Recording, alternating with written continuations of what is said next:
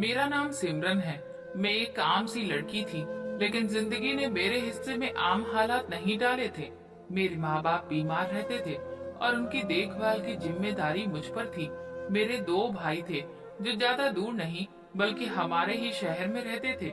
उनके पास अपनी जिंदगी की हर सुख सुविधा मौजूद थी, बड़े बड़े फ्लैट, गाड़ियाँ, नौकर चाकर, लेकिन माँ बाप की सेवा करने का बोझ उठाने को तैयार नहीं थे। उनके लिए माँ बाप बस एक जिम्मेदारी थे जो उनके सपनों के बीच रुकावट थे। मैंने अपने हिस्से की ये जिम्मेदारी चुपचाप स्वीकार कर ली थी और बच्चों को घर पर ट्यूशन पढ़ाकर अपने और माँ बाप का खर्चा पूरा करती थी। जिंदगी जैसे तैसे चल रही थी। एक दिन एक औरत मेरे दरवाजे पर आई। उसके साथ एक बच्चा था जो मुश्किल से 7-8 साल का होगा। उसकी आंखों में अजीब सी चमक थी और चेहरे पर मासूमियत भी थी, लेकिन न जाने क्यों मेरे दिल ने पहली ही नजर में एक बोझ सा महसूस किया। औरत ने कहा कि इस बच्चे को ट्यूशन पढ़वाना है। मैंने हमेशा नए आने वालों का अच्छे से स्वागत किया और इस तरह मैंने उनको भी अंदर बुलाया, पानी चाय पूछी, मगर उस औरत की नजरें बार बार कमरे के कोने कोने को देख रही थी, जैसे उसे ये तय करना हो कि ये जगह उसके बच्चे के लिए ठीक है या नहीं। वो मेरे सामने बैठी और अजीब बातें करने लगी। कहने लगी कि इस बच्चे पर आपको थोड़ा ज्यादा वक्त देना पड़ेगा और अगर आप चाहें तो मैं आपको ज्यादा पैसे दे सकती हूँ। मैंने हैरानी से कहा कि ज्यादा पैसे देने की क्या जरूरत है, मैं तो सब बच्चों को बराबर ध्यान से पढ़ाती हूँ। तो वो धीरे से बोली, नहीं, ये बच्चा कुछ अलग है, कुछ ज्यादा ही खास है और इसे सिर्फ पढ़ाई ही नहीं बल्कि हर तरह की देखभाल की जरूरत है। मैंने पूछा कि आखिर ऐसा क्या है जो इसे खास बनाता है, तो वो कहने लगी कि मैं ये नहीं बता सकती, आपको बस ये कह रही हूँ कि अगर ये बच्चा आपके पास टिक गया तो मैं आपको इनाम जरूर दूंगी, क्योंकि ये किसी भी ट्यूशन वाले के पास नहीं टिकता, किसी के पास बैठता नहीं है, पढ़ाई में तो बिल्कुल मन नहीं लगाता, इसलिए हम सब बहुत परेशान हैं। मैंने मन ही मन सोचा कि बच्चों को प्यार और धैर्य के साथ पढ़ाया जाए तो वो बदल जाते हैं, शायद ये बच्चा भी बदल जाए। मैंने उसको भरोसा दिलाया और कहा कि भगवान की कृपा से मेरे साथ ये पढ़ लेगा। वो संतुष्ट हुई और ये सुनकर उसने कहा कि हम इसीलिए आपके पास आए हैं। बच्चे का नाम रोहित बताया गया, लेकिन उस औरत ने ये नहीं बताया कि वो उसकी माँ है या बहन। बस ये कहकर टाल दिया कि आपको जितना जानना चाहिए मैंने बता दिया और बाकी आप खुद देख लें। उसकी बातों में एक अजीब सा बोझ था, जैसे वो कुछ छुपाना चाहती हो। उसने जाते जाते मुझसे माफी मांगी कि अगर मैंने आपको किसी अजीब स्थिति में डाल दिया है तो दरअसल मामला ऐसा ही है, लेकिन वक्त के साथ आप सब समझ जाएंगी। मैंने कहा कि फीस महीने के हिसाब से दे दीजिएगा, लेकिन उसने वहीं बैठे बैठे 6 महीने की फीस एडवांस में निकाल कर रख दी। मैंने मना किया कि ये ठीक नहीं है, क्योंकि आप खुद कह रही हैं कि ये बच्चा किसी के पास नहीं टिकता, अगर ये यहाँ भी ना टिका तो फिर आपको पैसे वापस लेने होंगे। लेकिन उसने जिद की कि नहीं, पैसे वापस मैं नहीं लूंगी, क्योंकि ये पैसे मैंने अपनी मर्जी से दिए हैं, आपने मांगे नहीं हैं। उसने बस एक ही बात कही कि आप इस बच्चे का खास ख्याल रखिएगा। उस दिन मेरे दिल पर बोझ और बढ़ गया। पैसों के बावजूद खुशी महसूस नहीं हुई। हालांकि इन्हीं पैसों से मैंने अपने माँ बाप की दवाइयाँ खरीदी, लेकिन मेरे दिल में एक सवाल लगातार गूंजता रहा कि आखिर इस बच्चे में ऐसी क्या बात है जो हर कोई मुझसे छुपा रहा है। उस औरत ने जाते वक्त बस इतना कहा कि कल से मैं इसको आपके पास छोड़ जाया करूंगी। आज मैं सिर्फ बात करने आई थी और वो बच्चा रोहित चुपचाप खड़ा मेरी तरफ देख रहा था। उसकी आंखों में एक सवाल था जो मेरी रूह को हिला रहा था, लेकिन वो सवाल क्या था ये मैं नहीं जान पाई। अभी तो बात यहाँ तक पहुँची थी और मेरे दिल में एक नया सस्पेंस जाग चुका था कि कल जब ये बच्चा मेरे पास अकेला बैठेगा तो मुझे इसके बारे में क्या पता चलेगा और मैं किस सच्चाई के करीब पहुंचूंगी। अगले दिन दोपहर के वक्त जब सारे बच्चे पढ़ने के लिए आए तो रोहित भी उनके साथ ही कमरे में आया। मैंने हमेशा की तरह सब बच्चों की कॉपियां और किताबें देखने के लिए कहा। कुछ बच्चे शरारतें करने लगे, कुछ ने सवाल पूछे और कुछ बिल्कुल पढ़ाई में मन नहीं लगाने वाले थे, मगर रोहित एक कोने में जाकर चुपचाप बैठ गया। उसके चेहरे पर किसी भी तरह का भाव नहीं था, न हंसी, न नाराजगी, न किसी बात का असर। जैसे किसी ने उसकी जुबान बंद कर दी हो। मैंने उसे लिखने का काम दिया तो उसने जल्दी जल्दी कॉपी भर दी, और याद करने का दिया तो भी कर लिया। लेकिन उसके बावजूद उसके अंदर एक अजीब सा खालीपन था, जैसे वो सब कुछ मशीन की तरह कर रहा हो। मेरी हैरानी बढ़ती गई, क्योंकि वो औरत जिसने उसे मेरे पास भेजा था, उसने इतनी सख्ती से कहा था कि ये बच्चा किसी के पास नहीं टिकता, लेकिन यहाँ ये बिल्कुल खामोश बैठा हुआ था। न कोई शरारत, न कोई हंगामा, न ही पढ़ाई में किसी तरह की जिद। मुझे ये सब कुछ समझ नहीं आ रहा था। मैंने मन ही मन सोचा, शायद इसे खुलने में वक्त लगेगा, इसलिए मैंने आम सी बातें शुरू कर दी, जैसे मैं अक्सर नए बच्चों से करती हूँ। मैंने कहा, रोहित, तुम्हारे कितने भाई बहन हैं? तो वो अचानक बोला, बहन भाई थे, अब नहीं है। मैं चौंक गई, क्योंकि हर बच्चा बड़े गर्व से अपने बहन भाइयों का जिक्र करता है, मगर उसके लहजे में ऐसी ठंडक थी जैसे कोई बहुत पुराना दुख बोल रहा हो। मैंने धड़कते दिल के साथ पूछा, कहाँ गए तुम्हारे बहन भाई? तो उसने आंखें झुकाकर बस इतना कहा कि मुझे नहीं पता। मेरी जुबान जैसे बंद हो गई। मैंने कुछ देर बाद सवाल बदला और कहा, अच्छा, तुम्हारे पापा क्या करते हैं? तो उसने बेहद गंभीरता से कहा कि लोगों के साथ बुरा करते हैं, इसीलिए उनके साथ बुरा होता है। ये जवाब सुनकर मेरी रीढ़ की हड्डी तक सिहर गई, क्योंकि ये जवाब किसी 8 साल के बच्चे का नहीं था, ये तो किसी बड़े आदमी के अनुभव का जवाब लग रहा था। मैंने उसी पल तय किया कि मैं और सवाल नहीं करूंगी। मैंने हल्की सी मुस्कान बनाई और कहा, अच्छा बताओ, क्या मैं तुम्हें अच्छी लगती हूँ? वो चुप रहा और फिर बोला कि कुछ दिन बाद बताऊंगा। मैं हैरान रह गई कि ये बच्चा किस तरह की बातें करता है। मैंने खुद को समझाया कि ज्यादा ध्यान मत दो, बस अपने काम पर ध्यान रखो। अगले चंद दिन खामोशी से गुजरे। 3-4 दिन बाद अचानक रोहित ने खुद मुझे याद दिलाया कि तुमने मुझसे पूछा था ना कि तुम मुझे अच्छी लगती हो या नहीं। तो मैंने कहा हाँ। तो वो बोला कि हाँ, तुम मुझे बहुत अच्छी लगती हो। उस पल मेरे दिल में सुकून की लहर दौड़ गई। मैंने हंसते हुए कहा कि फिर तो इसका मतलब ये है कि तुम मेरी हर बात मानोगे और अच्छे से पढ़ाई करोगे। वो मेरी तरफ देखकर बोला, हाँ, मैं तुम्हारी हर बात मानूंगा, तुम्हें परेशान होने की जरूरत नहीं। उसके लफ्जों में एक अजीब सा भरोसा था, लेकिन वो भरोसा एक 8 साल के बच्चे के लिए बहुत ज्यादा था, जैसे उसके अंदर कोई और ही बोल रहा हो। मैंने ज्यादा सोचना ठीक नहीं समझा और दिल में यही कहा कि शायद घर के हालात ने इसे वक्त से पहले बड़ा कर दिया है। अक्सर ऐसे बच्चे बहुत जज्बाती और संजीदा हो जाते हैं। मैंने अपना ध्यान पढ़ाई की तरफ कर लिया। ऐसे ही करते करते 2 महीने निकल गए। रोहित मेरे पास रोज आता, पढ़ता और हर दिन के साथ ज्यादा घुलने मिलने लगा, लेकिन उसकी बातों में हमेशा कुछ ऐसा होता था जो मुझे हैरान कर देता था। एक दिन रोहित की माँ दोबारा मेरे घर आई, बैठकर मुझसे सारी पढ़ाई की रिपोर्ट ली। मैंने कहा कि रोहित तो बिल्कुल ठीक पढ़ रहा है और मेरे साथ बहुत अच्छे से रहता है। वो खुश हो गई और बोली कि आपने तो कमाल कर दिया, वरना ये बच्चा किसी के साथ नहीं घुलता मिलता था, मगर आपके पास आने के लिए तो खुद जिद करता है। मैंने हैरानी से कहा कि मैंने तो ऐसा कुछ खास नहीं किया, मैं तो सब बच्चों को बराबर समझाती हूँ। इस पर वो मुस्कुराकर बोली कि लगता है ये आपको पसंद करने लगा है। फिर जाते वक्त वो खाने पीने का कुछ सामान और फल भी देकर गई थी। मैंने हैरानी से कहा कि इसकी क्या जरूरत थी? तो वो बोली कि आपके घर में बूढ़े माँ बाप हैं, ये चीजें उनके काम आएंगी। उनकी ये बात मेरे दिल को भी अच्छी लगी और अजीब भी, क्योंकि मुझे लग रहा था कि वो हर बार मेरी मदद से ज्यादा मुझ पर जिम्मेदारी डाल रही है। अब मेरे दिल के अंदर ये सवाल और भी गहरा हो गया था कि आखिर रोहित की हकीकत क्या है और ये औरत कौन है जो लगातार मुझे किसी अनजाने इम्तिहान में डाल रही है। मेरी माँ हमेशा मेरी सबसे बड़ी मददगार रही। वो जानती थी कि मैं दिन भर बच्चों को पढ़ाते पढ़ाते थक जाती हूँ, इसीलिए कभी कभी कह देती थी कि बेटा तू खाना खा ले, मैं थोड़ी देर बच्चों को देख लेती हूँ। उस दिन भी उन्होंने यही कहा।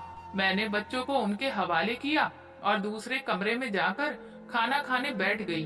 प्लेट में निवाला डाला ही था कि अचानक मुझे शोर सुनाई दिया, जैसे किसी का झगड़ा हो रहा हो, और साथ ही मुझे अपनी माँ की आवाज गुस्से भरी सुनाई दी।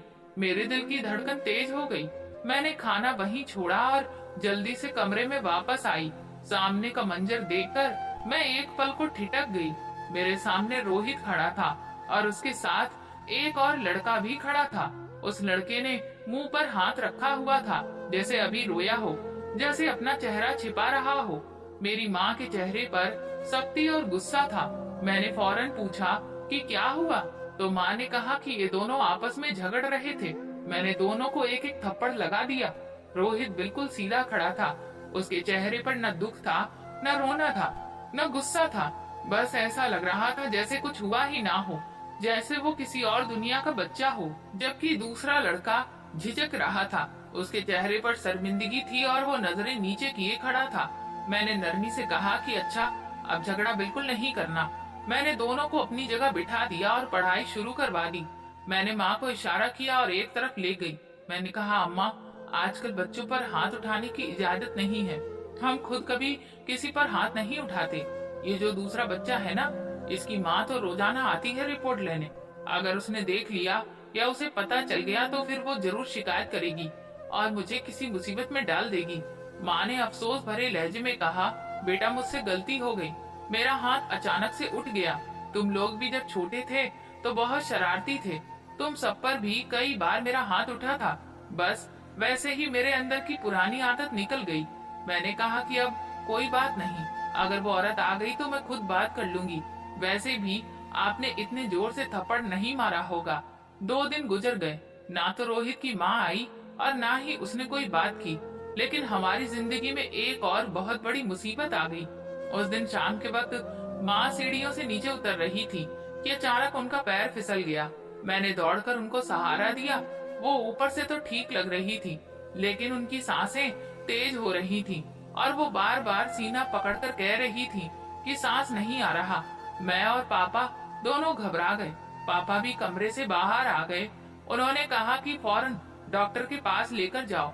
मैं भागती हुई किसी पड़ोसी से मदद मांगने गई और बड़ी मुश्किल से डॉक्टर के पास माँ को पहुँचाया। डॉक्टर ने हमें बताया कि इनके दिल ने अचानक काम करना छोड़ दिया है। ये हार्ट अटैक है और बहुत देर हो चुकी है। मेरी आंखों के सामने अंधेरा छा गया। मैं समझ नहीं पा रही थी कि अभी कुछ देर पहले वो मेरे साथ बैठी बच्चों को देख रही थी और अब वो हमेशा के लिए इस दुनिया से चली गई। मेरी दुनिया एकदम खाली हो गई। मैं तो सदमे में बैठी रही। पापा चुपचाप दीवार से टिककर बैठे थे। उनकी आंखों में आंसू भरे थे और वो बार बार होंठ दबा रहे थे। मेरे पास इतने पैसे भी नहीं थे कि मैं अपनी माँ का अंतिम संस्कार कर सकूं। मैंने बेबसी के आलम में अपने दोनों भाइयों को फोन किया। वो दोनों आ गए। हालांकि इससे पहले वो कभी नहीं आए थे, ना ये देखने की हम जिंदा हैं या मर गए। लेकिन उस दिन वो खुद आगे बढ़े। उन्होंने कफन खरीदा, चिता के पैसे दिए, सारे इंतजाम किए। उनके लहजे में सख्ती भी थी और दुख भी। एक भाई की बीवी इतनी जहरीली निकली कि अंतिम संस्कार पर भी आने को तैयार न हुई। उसने घर बैठकर बहाने बना दिए। लेकिन दूसरे भाई की बीवी आई और कम से कम दुख में साथ खड़ी रही।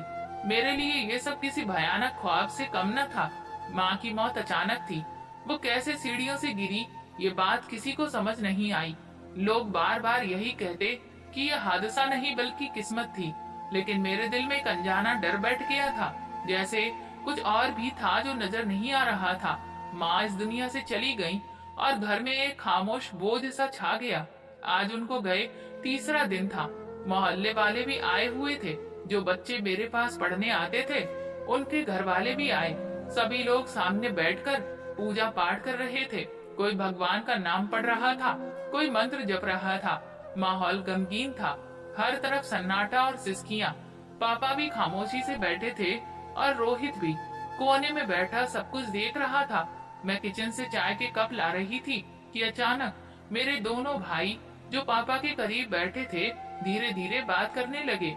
मैंने सोचा कि शायद माँ के बारे में कुछ बात कर रहे होंगे, लेकिन उनके शब्द सुनकर मेरे कदम वहीं रुक गए। मैं भी करीब जाकर खड़ी हो गई। बड़े भाई ने बात शुरू की। माँ तो दुनिया से चली गई, लेकिन पापा, आप तो हमेशा कहते थे कि हमारी बेटी हमारे लिए बेटों से बढ़कर है, हमें किसी और की जरूरत नहीं है। लेकिन देख लीजिए, जब मुसीबत पड़ी तो हम ही काम आए। पापा ने सिर झुकाए रखा। छोटे भाई ने आगे कहा, कफन चिता में हमारा मिला के 60,000 रुपए लग गया है, तो अब हमें ये पैसे वापस दे दो। मुझे लगा जैसे किसी ने मेरे कानों में जहर घोल दिया। ये सुनकर मेरा दिल धक से रह गया कि अपनी ही माँ के अंतिम संस्कार पर खर्च किए गए पैसे ये दोनों पापा से मांग रहे थे। मैंने हैरानी से पापा की तरफ देखा और पापा ने मेरी तरफ ऐसे देखा जैसे कह रहे हो कि क्या ये सच में हमारे ही बेटे हैं। पापा ने भर्राई आवाज में कहा कि अगर मेरे पास पैसे होते तो मैं तुम्हें तकलीफ क्यों देता, मैं खुद इंतजाम कर लेता, मुझे तुम्हारी शक्लें देखने की भी जरूरत नहीं पड़ती। ये सुनकर बड़े भाई ने तुनक कर कहा, तो कोई तो चीज होगी ना आपके पास, कोई ना कोई जेवर, कोई कीमती सामान तो रखा ही होगा। हंगामी हालात में इंसान चीजें नहीं बेच सकता, लेकिन बाद में तो बेच सकता है ना। आप उसे बेचकर हमें हमारे पैसे वापस दे दीजिए। मैंने पापा की तरफ देखा, उनकी आंखों में आंसू थे। मेरे अपने आंसू भी छलक पड़े। मेरा दिल फट रहा था कि मेरे ही भाई जो मेरे साथ पले बड़े, जिन्हें माँ ने सीने से लगाकर बड़ा किया, और आज वही भाई अपनी ही माँ के अंतिम संस्कार में लगे खर्च का हिसाब मांग रहे थे। असल में उनकी नजरें माँ की उस सोने की बालियों पर थी जो उन्होंने जिंदगी भर अपने कानों में पहनी थी और मौत के वक्त भी उन्होंने पहनी हुई थी। इसी लालच में ये दोनों बार बार कह रहे थे कि अभी तो कोई चीज बेच नहीं सकते, लेकिन बाद में बेच सकते हैं। बाबा ये सुनकर और भी रोने लगे। उनका दुख अब लफ्जों से बाहर निकल चुका था। बड़े भाई ने तंज कसते हुए कहा, लो जी, आजकल हक की बात करो तो लोग रोना शुरू कर देते हैं। हमें तो आपके दुख से कोई लेना देना नहीं, हमने तो बस अपना हक मांगा है। हमें क्या पड़ी थी कि हम खर्चा करते, हम ना करते तो क्या हो जाता, लाश पड़ी रहती, मोहल्ले वाले बातें करते, हमें क्या फर्क पड़ता। हम अपने बच्चों के मुंह से निवाला छीन कर आपको तो नहीं खिला सकते ना। उनके ये शब्द मेरे दिल को तीर की तरह चुभ रहे थे।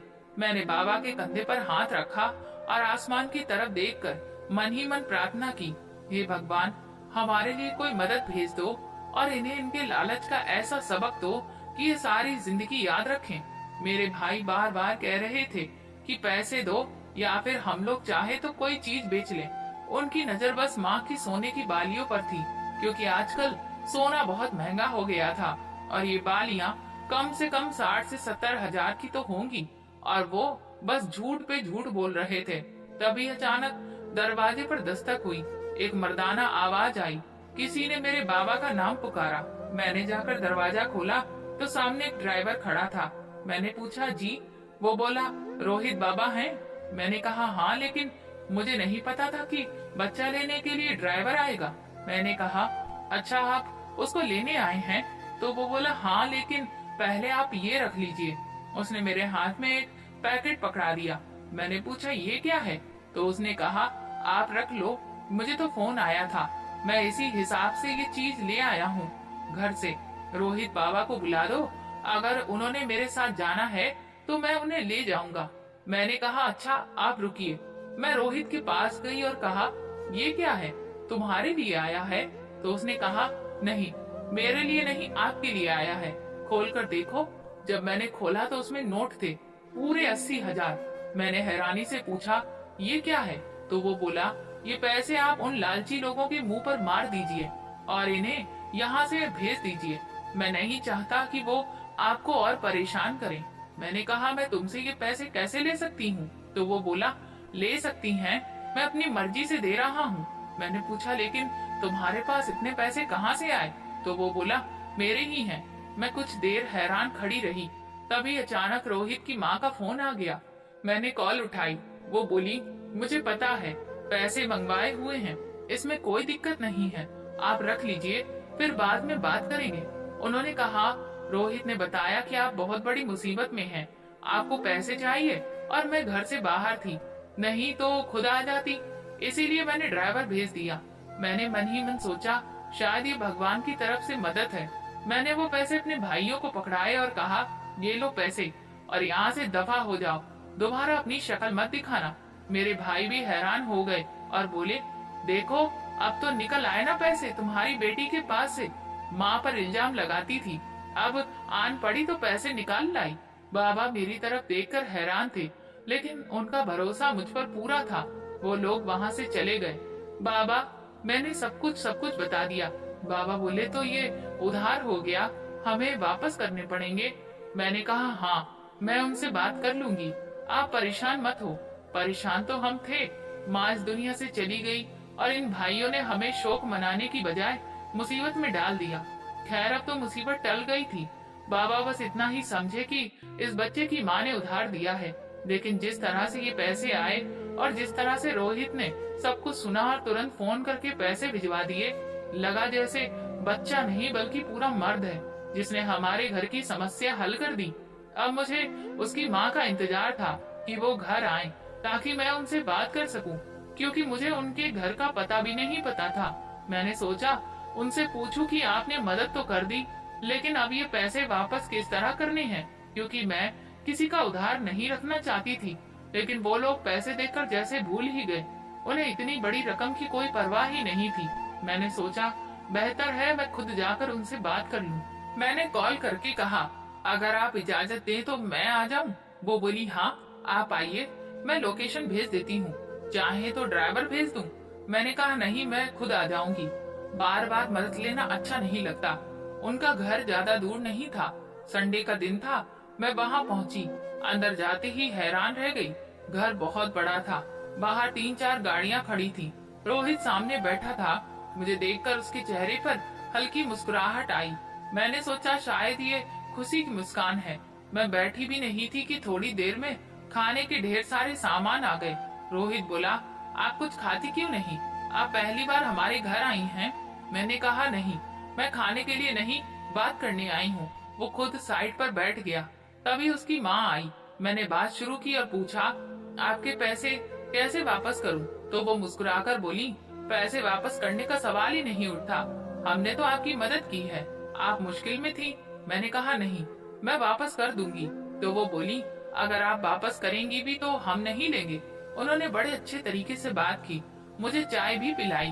बातों बातों में मैंने कहा, आपको नहीं लगता रोहित की हरकत कुछ अजीब थी? वहाँ और भी बच्चे थे, लेकिन इसने ही मेरी मदद की, वो भी ऐसे अचानक। तो वो बोली, वो तो आपको पसंद करता है। मैंने हैरान होकर कहा, इस बात का क्या मतलब? आप भी यही कहती हैं, वो भी यही कहता है। बच्चे टीचर्स को पसंद तो कर सकते हैं, लेकिन इतनी हद तक? वो मुस्कुराई और बोली, लगता है अब आपको सच बताना पड़ेगा, लेकिन वादा करना होगा कि ये बात आप किसी को भी नहीं बताएंगी और रोहित के सामने भी नहीं करेंगी। मैंने कहा जी, ऐसा ही होगा। उसने कहा कि मैं तुम्हें बताती हूँ कि असली बात क्या है। वो कहने लगी कि मैं रोहित की माँ नहीं हूँ, बल्कि उसकी बुआ हूँ, और मेरे भाई ज्यादातर बाहर रहते हैं और बिजनेसमैन हैं। उनका बिजनेस क्या है ये तो हम अच्छे से जानते हैं, पर यूँ समझ लो कि वो काला धन कमाते हैं। अब मुझे समझ आया कि रोहित क्यों बार बार कह रहा था कि बाबा लोगों का बुरा करते हैं। हमारे घर में सब कुछ है, हम लोग बहुत अमीर हैं, पैसों की कोई कमी नहीं है, पर रिश्तों और मोहब्बत की कमी है। मेरी भाभी को मुझसे और रोहित से भी कभी कोई लगाव नहीं था, कोई प्यार नहीं था। वो भाई के साथ धोखा कर रही थी, और तब रोहित बस 5 साल का था जब वो हमें छोड़कर चली गई और जाते जाते साफ कह गई कि मुझे रोहित से कोई लगाव नहीं है। मैंने रोहित को माँ बनकर पाला, इसलिए ज्यादातर लोग ये समझते हैं कि मैं ही उसकी माँ हूँ, पर असली सच ये है कि मैं उसके लिए बस एक रहम दिल हूँ, संभालने वाली बुआ हूँ जो माँ जैसी ही होती है। और जब तक कोई पूछता नहीं, मैं भी नहीं बताती थी। माँ के जाने के बाद रोहित के बर्ताव में अजीब सी तब्दीली आ गई। उसके अंदर बहुत गुस्सा भर आया। वो अक्सर स्कूल नहीं जाता था, स्कूल में बच्चों से मारपीट करता, टीचर्स से लड़ाई करता, और उसकी हर हरकत में बेचैनी थी, जैसे उसके दिल में कोई खालीपन हो। हम उसे डॉक्टर के पास ले गए। डॉक्टर ने कहा कि माँ के जाने के दुख ने इसके अंदर एक खला यानी खालीपन पैदा कर दिया है, और ये खालीपन इसके लिए बहुत खतरनाक है। उसे भरने के लिए ये बच्चे अक्सर ऐसी हरकतें करते हैं जो आम बच्चों की फितरत से बिल्कुल अलग होती है। स्कूल वाले टीचर्स ने भी उसे कई बार समझाने की कोशिश की, पर वो उसके बर्ताव को काबू में नहीं कर पाए। बड़े बड़े स्कूल्स में अगर कोई बच्चा ऐसे बर्ताव दिखाए तो वो अपने स्कूल का माहौल खराब नहीं करना चाहते, इसीलिए बच्चे को स्कूल से निकाल दिया जाता है। फिर उसे घर पर ट्यूशन दिलाई गई। ट्यूशन पढ़ाने वाले टीचर्स ने भी शुरुआत में कोशिश की, पर जल्दी ही हार मान ली और कह दिया कि शायद ये बच्चा पढ़ने के लिए बना ही नहीं है। फिर किसी ने आपके बारे में बताया कि आप बहुत अच्छी हो, बच्चों को बहुत प्यार से पढ़ाती हो, इसलिए मैंने उसे आपके पास भेजने का फैसला किया, वरना घर वाले अपने बच्चों को किसी भी हालत में बाहर पढ़ाने नहीं देते। मुझे लगा शायद रोहित आपके साथ पढ़ने से मना कर देगा, पर आपने जैसे जादू कर दिया कि वो बच्चा तुरंत आपके साथ पढ़ने के लिए तैयार हो गया। और सबसे हैरान करने वाली बात ये थी कि माँ के जाने के बाद उसके अंदर जो भी मानसिक रुकावटें थीं, वो सब आपके प्यार और सब्र से धीरे धीरे खत्म हो गई। अब वो खुलकर पढ़ने लगा और उसके अंदर जो गुस्सा और डर था वो भी धीरे धीरे कम होने लगा। ये सब देखकर मुझे एहसास हुआ कि इंसान की मोहब्बत और समझ कितनी गहरी असर डाल सकती है और कैसे एक बच्चे की शख्सियत को बदल सकती है अगर उसे सही रहनुमाई और प्यार मिले। और सबसे बड़ी बात ये कि जिन टीचर्स ने उसके साथ कोशिश छोड़ दी थी, आपने वो सब वापस ले लिया और रोहित को नया हौसला और सुकून का माहौल दिया, जिसमें उसने खुद को सुरक्षित और इस कदर काबिल महसूस करना शुरू कर दिया। उसकी जिंदगी के वो टूटे हुए हिस्से जो माँ के जाने के बाद अधूरे रह गए थे, अब धीरे धीरे जुड़ने लगे। वो कहने लगी कि दरअसल रोहित की जिंदगी में एक काला पहलू भी है। मैंने हैरानी से पूछा कि क्या मतलब? तो उसने बताया कि हमारे घर में एक पुराना वफादार नौकर था जो हमेशा सबकी सेवा करता और बच्चों के साथ भी बहुत अच्छा था, लेकिन एक दिन उसने रोहित को किसी काम से मना कर दिया और हल्का सा डांट भी दिया, जैसे बच्चे को डांटा जाता है। अगले ही दिन उस नौकर को किसी ने सीढ़ियों से धक्का दिया और वो मर गया। हम लोग अमीर थे, इसलिए ये बात बाहर नहीं निकली, पर यह बात मुझे आज तक समझ नहीं आई कि ये काम रोहित ने किया था या नहीं। जब मैंने ये सुना तो मैं भी चौंक गई। एक दिन मेरी माँ ने भी रोहित को थप्पड़ लगाया था और अगले ही दिन माँ भी सीढ़ियों से। मैं सोच रही थी कि ये कैसे हो सकता है, पर मैंने ये बात रोहित को नहीं बताई क्योंकि मेरे पास कोई सबूत नहीं था। वो कहने लगी कि अब रोहित कहता है कि उसे आपके पास ही पढ़ना है और उसने आपके लिए महीने के 80,000 रुपए रखे हैं क्योंकि आपको जरूरत है। मैंने कहा वो बच्चा है, उसकी बातों को इतना ध्यान से मत लो। वो बोली कि नहीं, अगर उसकी बात पर ध्यान नहीं दिया तो हम चैन से नहीं रह पाएंगे, वैसे भी पैसे देने तो पड़ेंगे ही। मैंने कहा पर मैं पैसे कैसे ले सकती हूँ? तो वो बोली कि आपको लेने ही होंगे। थोड़ी देर बाद वो उठकर गई और फिर वापस आई तो बोली कि रोहित कह रहा है कि मेरी टीचर पहली बार आई हैं, खाली हाथ मत भेजो, मैं तुम्हारे लिए कुछ सामान लेकर आती हूँ। मैंने कहा नहीं नहीं, लेकिन उसने मेरी बात नहीं सुनी। थोड़ी देर बाद वो मेरे लिए कुछ ब्रांडेड कपड़े और जूते लेकर आई जो शायद उनके अपने सामान में से थे, लेकिन अभी इस्तेमाल नहीं हुए थे। और उसने ये भी कहा कि आपको अपने घर छोड़ने गाड़ी में ले जाएंगे। मैं बड़ी परेशान हो गई। ये सब देखकर मेरा दिल धड़क रहा था। मेरे दिमाग में हजारों सवाल चल रहे थे। इस बच्चे का मेरे साथ एक अजीब सा नाता बन गया था। ये मुझे अपनी दोस्त और अपनी मनपसंद टीचर समझता था, लेकिन जो बात रोहित की बुआ ने बताई और जो कुछ मेरे घर में हुआ, अगर वो बात सच थी तो फिर ये बच्चा तो बहुत खतरनाक था। मैंने खुद से कहा कि मैं इससे दूर नहीं हो सकती। मुझे लग रहा था ये बच्चा कमजोर है और प्यार का मोहताज है, लेकिन सच्चाई उसके अंदर छुपा हुआ खालीपन और वो अंधी ताकतें थी जो माँ के जाने के बाद पैदा हुई थी, जो अब भी कहीं न कहीं नजर आ रही थी। और मैं दिल ही दिल में सोचती रही कि मैं इसकी हिफाजत कैसे करूं और कैसे इसे एक आम जिंदगी दे सकूं ताकि ये खुद को सुरक्षित महसूस कर सके। मुझे उस लड़की ने ये भी बताया कि अगर कोई चीज या इंसान रोहित को बहुत पसंद आ जाए और फिर वो उससे दूर हो जाए तो उसको दौरे पड़ने लगते हैं। अब आप इसे किस्मत समझो या मजबूरी, लेकिन अब हम दोनों आपस में जुड़ चुके हैं। आप इसकी जिंदगी से अब नहीं निकल सकती।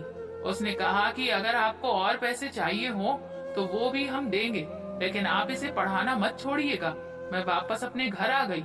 मैंने बाबा को सारी बात नहीं बताई क्योंकि मामला बहुत उलझा हुआ था और खतरनाक भी था। अगर मैं ये बात बाबा को बता देती तो वो पक्का यही कहते कि इस लड़के से दूर रहो। लेकिन अब हर महीने 80,000 रुपए रोहित के पिता के जरिए आने लगे और वो मेरे लिए अक्सर कोई न कोई गिफ्ट लाने लगा। मेरा फोन टूटा हुआ था तो उसने मुझे आईफोन गिफ्ट कर दिया। मैं नहीं लेना चाहती थी, लेकिन उसने कहा कि आपको रखना होगा क्योंकि ये आपके लिए है। वो हर मामले में मेरी मदद करता था, कभी मेरे काम में तो कभी स्कूल के काम में। एक दिन मैंने उससे पूछ लिया कि मैं तुम्हें अच्छी क्यों लगती हूँ, तो वो कुछ देर चुप रहा और फिर बोला कि मैं नहीं बताना चाहता। मैंने कहा बता दो, क्योंकि मेरे दिल में तो कुछ और ही चल रहा था। उसने कहा कि आपकी शक्ल मेरी माँ से मिलती है। ये सुनकर मेरी आंखों में आंसू आ गए। मैंने सोचा कि अगर आज रोहित ऐसा है तो इसकी वजह सिर्फ इसकी माँ है, जो खुद तो अपनी जिंदगी जीकर चली गई, लेकिन इस बच्चे की मानसिक हालत को इतना बिगाड़ गई।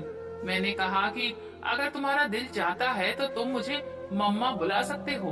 वो पहली बार फूट फूट कर रोने लगा, मेरे गले लग गया और उसके बाद से वो मुझे मम्मा ही कहने लगा।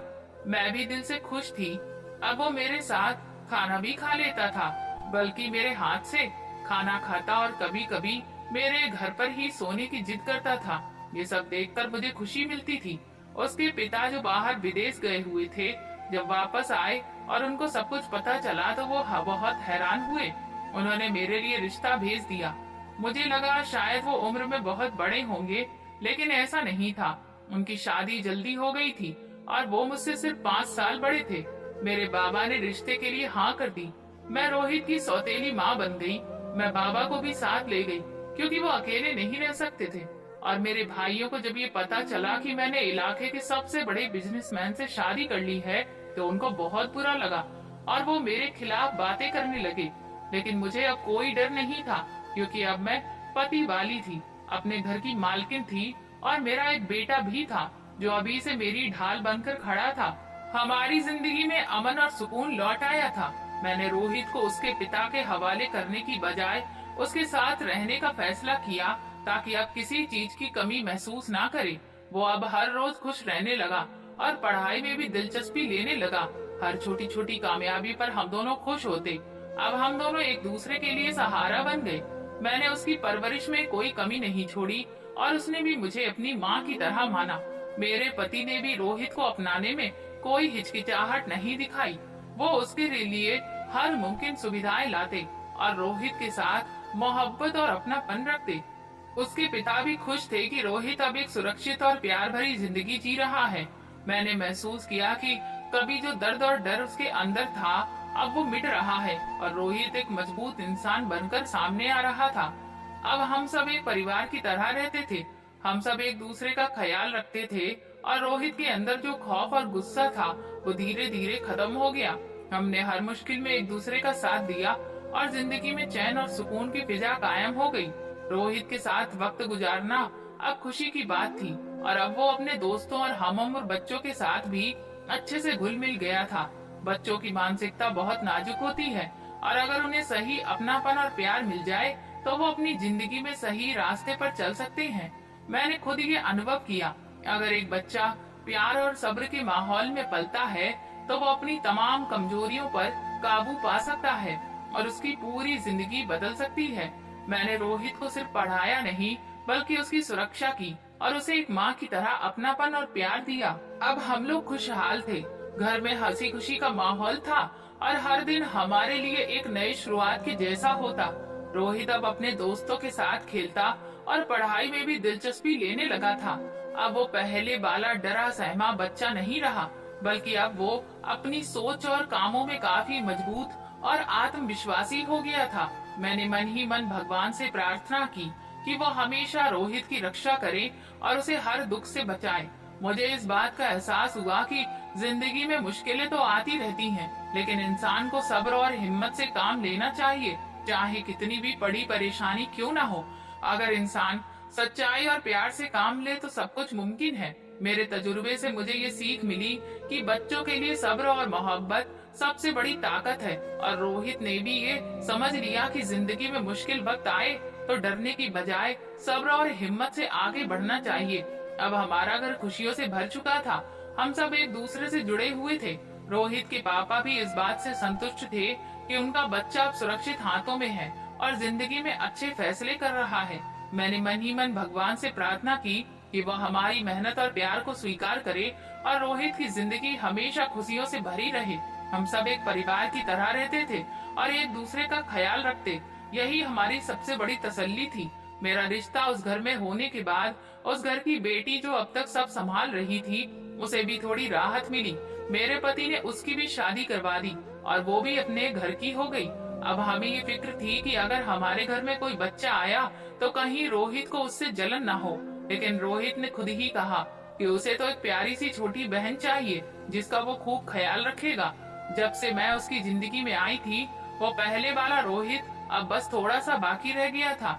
अब वो पूरी तरह सामान्य हो चुका था और सबके साथ प्यार से पेश आता था। उसकी पढ़ाई और अच्छे भविष्य के लिए हमने फिर से उसे स्कूल में दाखिल करवाया ताकि वो अपने हमउम्र बच्चों के साथ रहे और समाज का हिस्सा बन सके।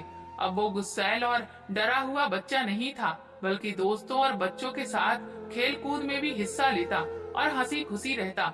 भगवान ने मुझ पर भी कृपा की। मैं माँ बनने वाली थी, लेकिन ये नहीं पता था कि बेटा होगा या बेटी। शायद रोहित की दुआ पूरी हो गई थी। एक प्यारी सी बेटी हमारे घर आई जिसका नाम हमने नैना रखा।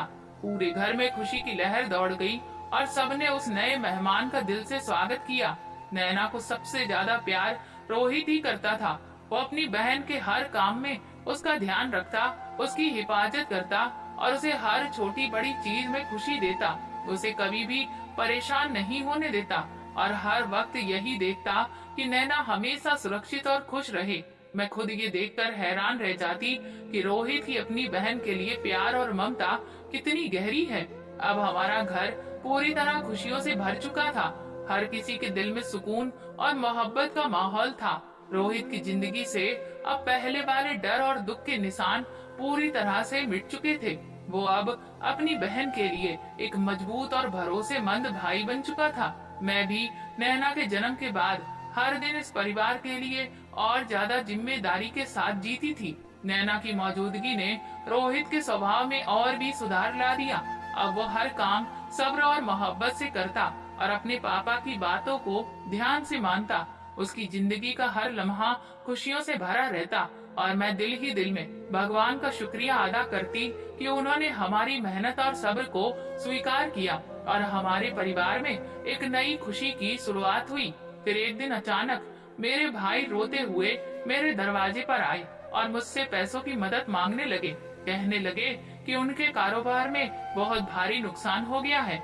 उन्होंने काफी सारा लोन ले रखा था, जिस वजह से उनके फ्लैट भी बैंक ने जब्त कर लिए हैं और वो अपने बीवी बच्चों के साथ सड़क पर आ गए हैं। अब मैं उन्हें कुछ दिनों के लिए बीवी बच्चों सहित अपने घर में रहने की पनाह दे दूं और साथ ही कुछ रुपए पैसे से भी मदद कर दूं। उनकी बात सुनकर मेरा दिल कुछ देर के लिए कमजोर तो पड़ा, लेकिन जब मुझे वो बातें याद आईं जो उन्होंने मेरी माँ के मरने पर की थी, तब मेरा गुस्सा एक बार फिर से ताजा हो गया। मैंने उनके पिछले कर्म उन्हें याद दिलाते हुए कहा, साफ शब्दों में अपने घर से चले जाने के लिए कह दिया। मैंने कहा कि ये सब आज आप जो भुगत रहे हैं, क्या आपके घमंड और अपनी ही माँ के साथ ऐसा व्यवहार करने की भगवान की ओर से दी गई सजा है, जिसे अब आपको भुगतना ही होगा। ये सुनने के बाद वो समझ गए कि मैं उन्हें एक फूटी कौड़ी भी नहीं देने वाली और फिर वो वहाँ से चुपचाप चले गए। मुझे लगा कि शायद पापा मुझसे नाराज होंगे, लेकिन उन्होंने भी मेरे सर पर हाथ फेर कर कहा कि तुमने बिल्कुल ठीक किया बेटा, ऐसे नालायक बेटों से तो बिना बेटों का होना ही अच्छा था। इन्होंने तो बेटों के नाम पर कलंक लगा दिया है। मेरे भाइयों को उनके किए की सजा मिल चुकी थी और मैं हंसी खुशी अपने पूरे परिवार के साथ रह रही थी। ये पूरी कहानी काल्पनिक है। इसका किसी भी व्यक्ति, स्थान या वास्तविक घटना से कोई संबंध नहीं है। इसका उद्देश्य केवल मनोरंजन, शिक्षा और सस्पेंस आधारित कहानी प्रस्तुत करना है। आपको यह कहानी कैसी लगी मुझे कमेंट सेक्शन में जरूर बताएं। मेरे चैनल को सब्सक्राइब कर वीडियो को लाइक कर दें और वीडियो को हाइप भी दें।